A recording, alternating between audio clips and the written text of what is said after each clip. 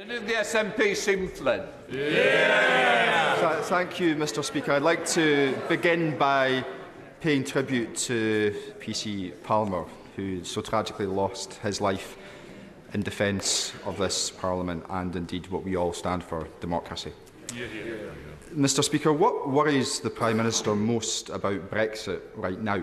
Is it the likely 4% hit to UK productivity, or is it 3 former Tory leaders planning to vote down his deal this afternoon?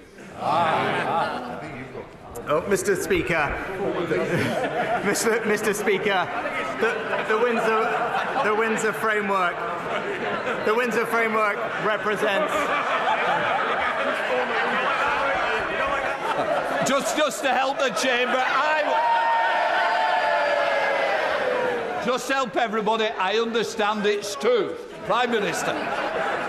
Mr Speaker, the Windsor framework represents a good deal for the people and families and businesses of Northern Ireland. It restores the balance of the Belfast Good Friday Agreement and ensures Northern Ireland's place in our precious union. But what I would say to him, I was more intrigued to see the words of his own party's president, who just this past week have described his own party as being, in their words, in a tremendous mess. Stephen Flynn. Mr Speaker, the reality is that whilst Westminster is once again consumed by the damage being caused by Brexit, the public at home are facing the biggest fall in living standards ever, the highest tax burden since the end of the Second World War, and inflation at 10.4%. When are the Conservative Party, and indeed the Labour Party, going to realise that Brexit can't work? Mr Speaker, the actions that this government is taking are ensuring that fully half of most families' energy bills are being supported by this government.